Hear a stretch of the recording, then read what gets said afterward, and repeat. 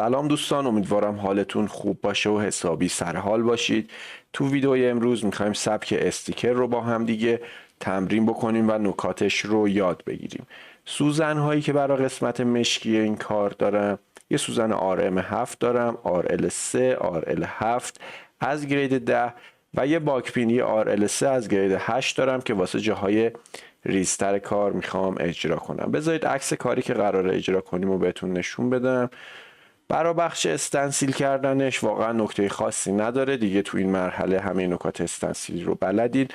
لاین ها رو میکشیم، جاهایی که احتیاج داره سایه است و اینها خطچین میکشیم و حالا سعی میکنیم خیلی هم با خطچین شلوغش نکنیم. مثلا این دور رو میدونیم یه سایه‌ای هست، کالر میکسینگ انجام شده، ولی دیگه خطچینای اونجا رو نکشیدم چون نگاهی کار میکنیم و مشخصه نمیخوام استنسیلم هم خیلی شلوغ باشه. نکته سبک استیکر چیه بچه؟ این اصلا کاری که داریم انجام میدیم استیکر نبوده، این حالت کارتونی رو داشته. شخصیت ریک هست از سریال ریکن مورتی. ما اومدیم صرفا برای استیکر کردن این قسمت سفید دورش و خیلی خیلی مهمه این سایه هایی که این بخش سفید داره رو ایجاد کردیم. کلا اینجوری استیکر ها رو میسازن دیگه با برنامه فتوشاپ. شاید از برنامه های دیگه هم استفاده بکنن، ولی شما استیکر اگر خریده باشین سرچ بکنین میبینین که یه حاشیه سفید رنگ دارن، غالبا کارتونی هن و حالا توی واقعیت یه ضخامتی داره دیگه این کاغذ استیکر. اینجا چون صافه ما میخوایم بیایم اون ضخامت رو حتی اغراق هم بکنیم، بیشترش هم بکنیم. به خاطر همین یک سایه بیشتری میزنیم، انگار ضخامت کاغذ ما یه دفعه یه ورقه نیست، خیلی ضخیم‌تره و سایه بیشتری رو میندازه. این باعث میشه برجسته تر کار دیده بشه، کار ما بولدتر بشه، برچسب بودنش و سه‌بعدی بودنش رو بیشتر تاکید بکنه. برای اجرا جاهایی که لاین ضخیم داره از RL7 میخوام استفاده بکنم، جاهایی که ضخیم نیست RL3 و یک سری جاها مثل روی انگشتاش، این زیر چشماش، این بالا که یک سری نوشته های خیلی ریز روی پوستش وجود داره میخوام از باکپینم استفاده بکنم. و همینطور این لاین دور قسمت سفید رنگ، اینجا قراره گوست لاین اجرا بکنیم. این دور رو با رنگ لایت یک قطره‌ای که درست کردم گوست لاین اجرا میکنیم. و مهمترین قسمت توی سبک استیکر سایه هایی هست که میزدیم. ما این قضیه تو سبک پچ هم داشتیم، اینجا خیلی خیلی مهمتره. تو سبک پچ حالا اون لاین ها، اون خط ها حس و حال دوخت و دوز بودن رو بهش میداد، ولی اینجا میشه گفت قوی ترین سلاح ما برای اینکه این رو به حالت استیکر نشون بدیم سایه هایی هست که باید بزنیم و خیلی تمیز سایه هامون رو در بیاریم. حالا فرضاً اگر شما اینجا کالر میکسینگش رو یه مقداری اشتباه بزنید، یه مقدار لاین ساقه داخل این رو کج بزنید، اینها خللی تو استیکر بودن این وارد نمیکنه. ولی اینکه لاین های دور رو گوست لاین اجرا بکنید و سایه هایی که میزنین خیلی دقیق باشه، سایه هاتون نره تو این قسمت سفید رنگ، خیلی تمیز و بدون لک و درست اجرا بشه، این باعث میشه که سبک برجسته دیده بشه. حتی همون اول که گوست لاینا رو بکشیم، سایه رو بزنیم، خود کار انگار یه استیکری میشه که هنوز رنگامیزی نشده. بعد رنگ ها رو میزنیم، کار بهترم میشه. برای قسمت رنگاش هم یه ترکیبی از همه چیزایی که تا الان یاد گرفتیم. ما اینجاها کالر میکسینگ رو داریم، یه قسمت های اینجا سبک همین پر کردنیه و قراره که کلی رنگ درست بکنیم. من اینجا رنگ سبزی که آوردم فقط این رنگ مدیوم گرین رو آوردم. حالا با توجه به این ما میخوایم رنگ های روشن‌تر، رنگ صورتش رو با کمک رنگ زردی که آوردم، رنگ های سفیدی که داریم درستشون بکنیم. توی کار دیگه رنگ آبی داریم، توسی داریم، صورتی داریم که اینها هم مثلا صورتی چشمش یه جایی روشن‌تره، بازم میایم اون رو با ترکیب رنگ سفید روشن‌ترش میکنیم. قراره چندین بار ساخت رنگ رو اینجا با هم دیگه انجام بدیم، تمرین بکنیم. نکات دیگهش رو نکاتی نیست که مثلا کالر میکسینگ رو کار نکرده باشیم، پر کردنی رنگی رو کار نکرده باشیم، لاین ها رو هم با اقسامش رو کار نکرده باشیم، نه اونا همه رو میدونیم. صرفا این سبک رو میخوایم اجرا بکنیم، یه دوره روی نکات قبلی بشه و این نکته جدیدی هم که گفتیم راجع به پچ رو یاد بگیریم، اجرا بکنیم، ببینیم با هم دیگه چطوری میشه. ویدیو رو میزنم رو دور تند، میرم خط و خطوط مشکی رو انجام میدم، گست لاین دور رو انجام میدم، سایش رو هم حالا از الان جلوتر میگم دیگه باید خیلی دقت بکنید، وگرنه سایه چیزی نیست که بگیم آقا تا اینجای کار شما بلد نیستین، ما بیایم توی این ویدیو بهتون یاد بدیم. توی ویدیوهای جلوتر ما سایه رو آموزش دادیم، با هم دیگه یاد گرفتیم، تو بخش گری واش اومدیم سخت ترین حالتش رو با هم دیگه کار کردیم و خب به تکنیکش خیلی مسلطیم. فقط اگه الان میبینین دارین استیکر انجام میدین یه فاصله ای افتاده با اون داستان سایه تمرین کردن و سایه زدن و کارهای گری واشتون، برید یه چند ساعتی یه مقدار دوباره سایه رو تمرین بکنید که تو سایه هایی که میزنید لک ایجاد نشه. میتونید بچه‌ها برای اینکه سایه هاش رو، چون اندازه سایه ها خیلی کوچیکه و خب اون گرادیانت رو داره دیگه، اون قسمت تیره به روشن رو داره، میتونین از RS هم برای این سایه های کوچیک استفاده بکنین، مخصوصا تو ترکیب با RMتون. یعنی با RM سایه رو میزنین به صورت کلی، این قسمت هایی که چسبیده به خط و خطوط ما، چسبیده به این بخش سفید رنگ، اونجا رو که نزدیکش هست رو یه مقدار با RS میتونیم مشکی تر هم بکنیم. حالا رنگی که ما داریم فقط رنگ لایت یه قطره است دیگه. چجوری تیره ترش بکنیم؟ خیلی ساده است. سوزنمون رو، کارتریجمون رو با رنگ لایتمون پر میکنیم، 1 ثانیه، یه لحظه خیلی ریز نوک سوزنمون رو تو رنگ مشکی خالصمون هم میزنیم دیگه. حالا لازم نیستش برای اون یه ذره بیایم یه گری واش جدا درست بکنیم. میتونین هم اگه دوست داشته باشین کارتون دقیق تر هم باشه این کار رو هم انجام بدین، یه گری واش رنگ مدیوم هم برای خودتون درست بکنیم. ویدیو رو میزنم رو دور تند، بریم لاین ها رو ایجاد بکنیم تا برای بخش رنگی، سوزن های رنگی دوباره توضیحات رو میدیم. ضمن کار هم یه سری کارها رو با هم مرور میکنیم. راجع به گست لاین های دور که اول میخوام بزنم این رو بگم. گست لاین اینجوری بود که ولتاژ پایین بود، رنگ لایت توی سوزنمون میذاشتیم و همین که سوزن به سطح پوست برخورد میکرد، میخورد به اونجا، همونو نگه میداشتیم و شروع میکردیم اونقدر سطحی لاین هامون رو میکشیدیم. بریم کار رو اجرا بکنیم تا به بخش رنگیش برسیم.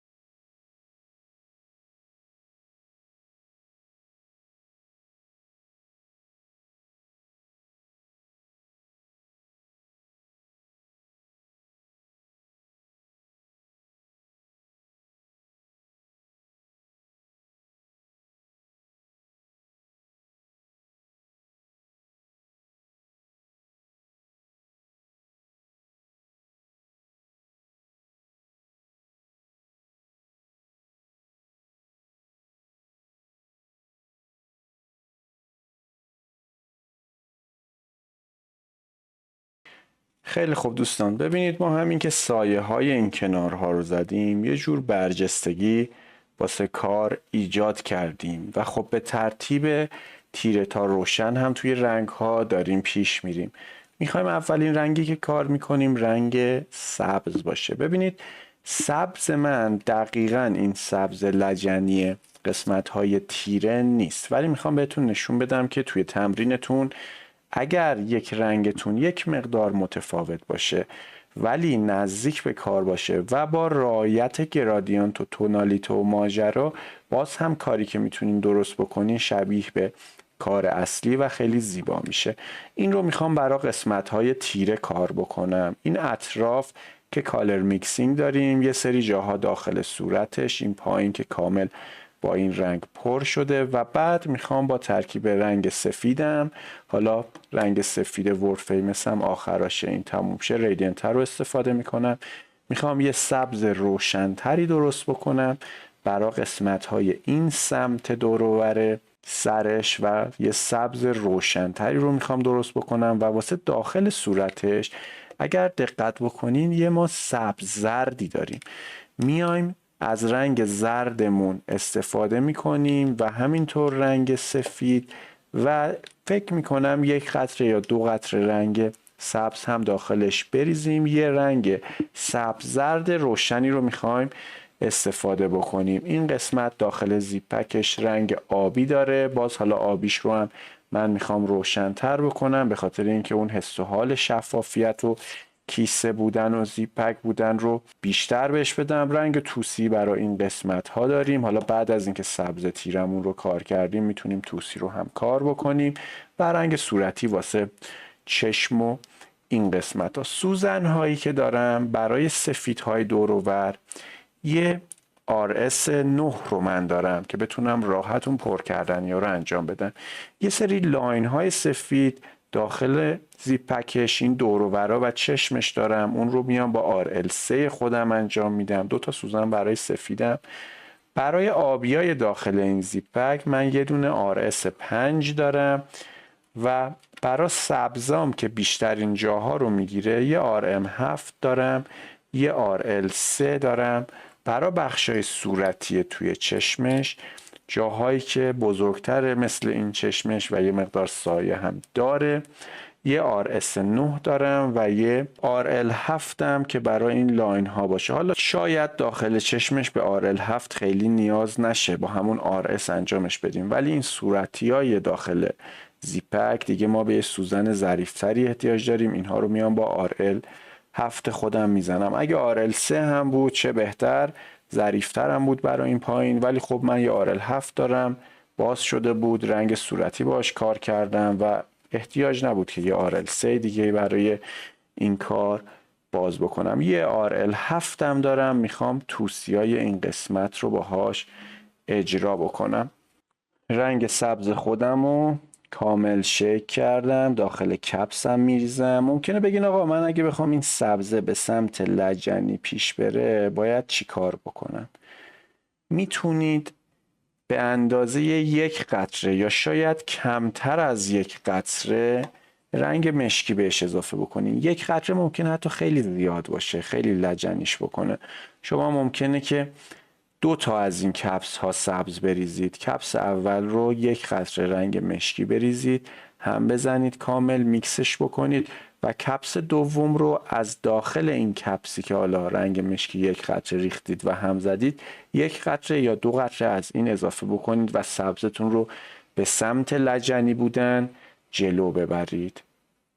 خب یادتون نره ما اینجا الان میخوایم کالر میکسینگ انجام بدیم. قسمت هایی که میخوایم انجام بدیم این قسمت های تیره رو میزنیم و مثل سایه پرتاب میکنیم با پرتاب های بلند نسبت به این سمت و رنگ رو فید میدیم. از اون سمت میخوایم رنگ روشنش رو بزنیم، نمیایم از وسط بزنیم، از این سمت که کامل رنگ روشن ما خالص هست شروع میکنیم و پرتاب میدیم به اون قسمت وسط که این رنگ ها با هم میکس بشه، اون کالر میکسینگ و گرادیانت ما تشکیل بشه. میتونیم از کالر پکینگ هم که جلوتر یاد گرفتیم با همدیگه استفاده بکنیم. حرکت های دوار با سوزنمون انجام میدادیم. هرچی جلوتر به سمت فید کردن میخوایم بریم این حرکت ها تندتر میشه و سوزن هم عمقش کمتر میشه. به این نحو میتونیم کالر پکینگ تو این قسمت های رنگی مخصوصا زیاد استفاده بکنیم. یه سری جاها مثل این پایین چشمش، یه سری جاها هم دیگه به سبک کلاسیک هستی که ما کامل میایم فقط پر میکنیم دیگه، سایه و میکس و این چیزایی وجود نداره. یه قسمت کامل این رنگه و بعد مرزهای کناریش رنگ دیگمون هست. ویدیو رو میزنم رو دور تند، بریم این قسمت هایی که رنگ سبزمون هست انجام بدیم.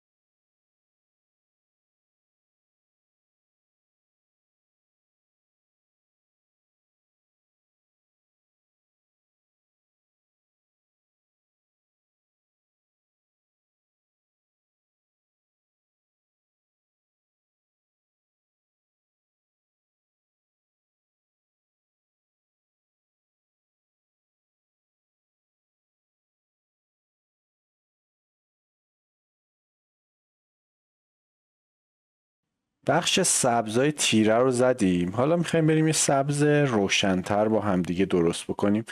کاری که میکنیم اینه که اول رنگامون رو شیک میکنیم، بعد میام اکثر کپسم رو از رنگ سفید پر میکنم، تقریبا از نصف یه مقداری بیشتر. میام اول 2 قطره رنگ سبز بهش اضافه میکنم، آتیش میکنم، بعد میام ببینم که اون رنگی که میخوام هست نزدیک بهش شده یا نه.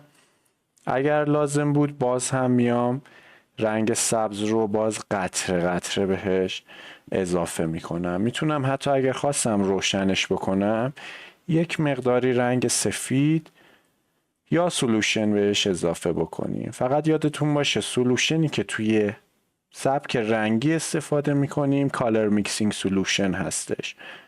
همونجوری که تو ویدیوی رنگ ها هم توضیح دادیم هم میشه باهاش گرادیانت رنگی درست کرد. مثلا با این رنگ سبز شما بیان یه کار رو به همون سبکی که با مشکی انجام میدادیم گری واش اونطوری با رنگ سبز انجامش بدین و هم میشه اینجا روشن‌تر کرد یک مقداری رنگ هامون رو.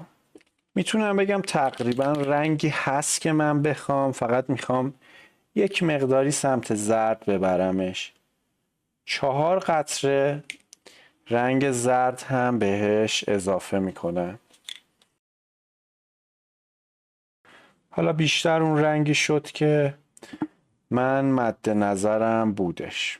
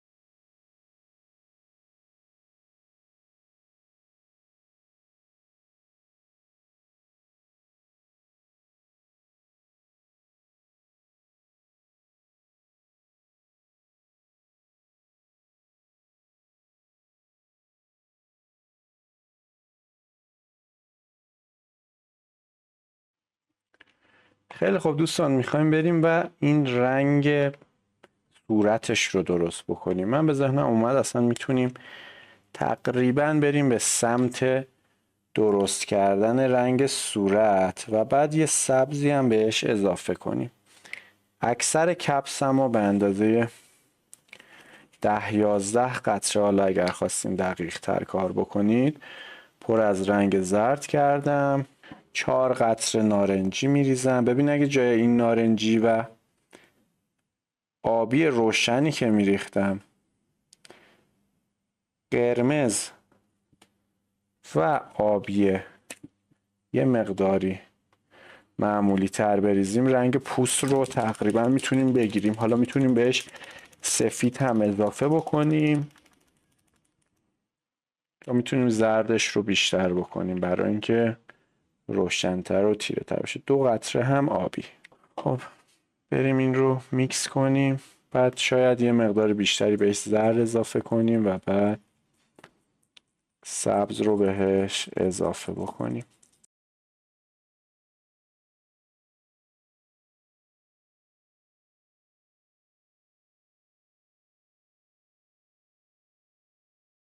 خب من اومدم خیلی اون رنگی که شده بود مد نظرم نبود، یه مقدارش رو ریختم، تقریبا به اندازه 1/5 ته کپسم رو گرفت. روش دوباره زرد ریختم، 3 قطره نارنجی و رنگی که بهم داد رنگ پوست شده بود. یکی از مدل های رنگ پوست. حالا رنگ پوست ما روشن داریم، تیره داریم، رو به سفید پوست داریم، سیاه پوست داریم و همه این ماجراها، ولی رنگی شده بود که بیشتر به جای اینکه سبز زرد باشه به این کار کارتونیم بیاد، تاش میرفت سمت اون که به سمت صورت بیاد. حالا بذارید ببینیم که چه رنگی شد. این رنگ بهتره. این رنگ قبلیه که بهم داده بود شبیه به رنگ صورت شده بود. این رنگ بدی نیست، یا شاید اصلا بهتر باشه که رنگ پوست رو هم امتحان بکنیم، درست بکنیم اینجا ببینیم که چطوری باید. من رنگ قرمزم رو برای این کار میارم و آبی حالا تیره تر رو همشون میزنم قشنگ. خب اکثر کار رو زرد ریختم، 4 قطره قرمز. حالا اگه قرمز رو یه قطره بیشتر کنیم به سمت اون سرخ بودن گونه میره.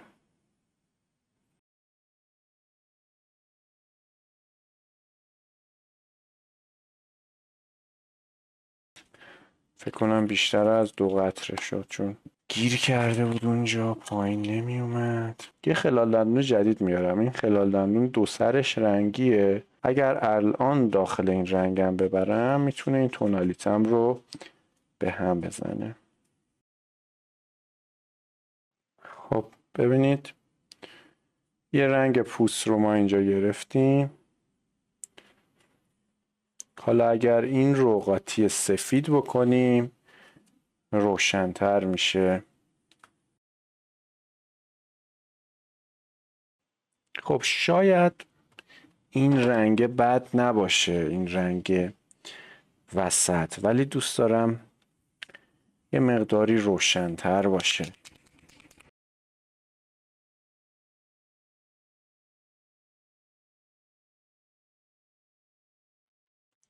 خب من اون رنگ وسطیم رو یه مقداری سفید قاطیش کردم، روشن‌ترش کردم و شد اون رنگ زرد مایل به حالا سبز طوری که میخواستیمش.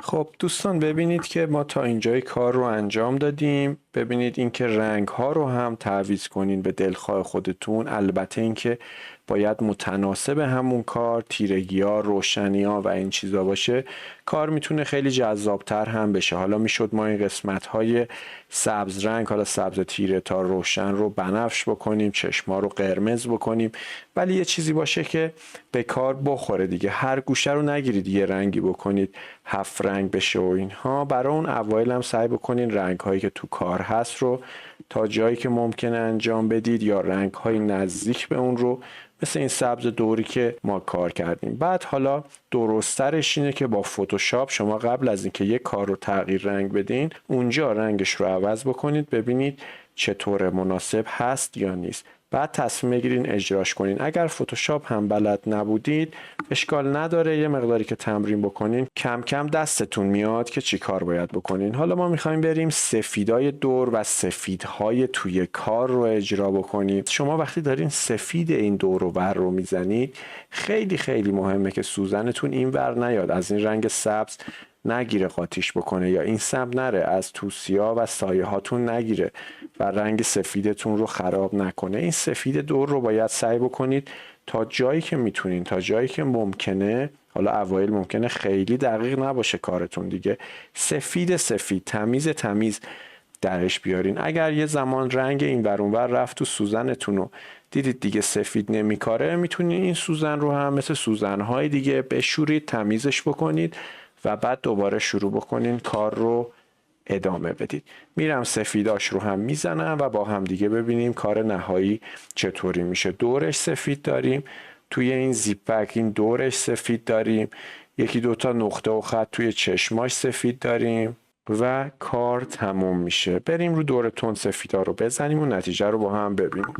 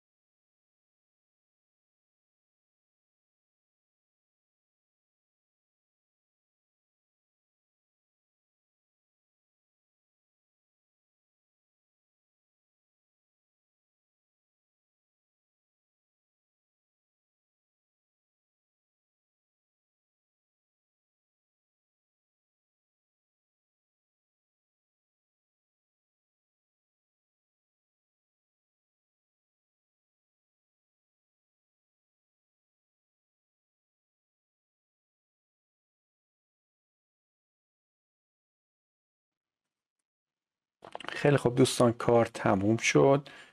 یه نکته هم که تا اینجا شاید نگفته باشیم اینه که وقتی یه پوست رو طرح رنگی روش کار کردیم، بعد میایم یه طرح دیگه کنارش میزنیم، چه رنگی، چه گری واش یا سیاه‌سفید، ما روی اون رو باید بپوشونیم. حالا من چسب نواری 3 سانتی میزنم. اگر هم خواستید نپوشونین، باید یادتون باشه کوچکترین رنگی، مخصوصا اگر رنگ سیاه، رنگای گری واشتون باشه، رو اون قسمت بریزه یا دستمال بکشید روی اون قسمت بره. علل خصوص اگر یه چیزی مثل استیکر باشه که دور و برش رنگ سفیده، اون رنگ رو خراب میکنه، مثل همون قضیه ترتیب رنگ و دستمال کشیدن و اینها. واسه همینم هستش که من وقتی دارم یه طرح رنگی رو میزنم یا یه طرح جدید میزنم که رو پوستم طرح رنگی هست، قبلی رو روش چسب میذارم. اینم از نتیجه نهایی کار. امیدوارم از این ویدیو لذت برده باشید. تا ویدیوی بعدی، خدا نگهدار همگی.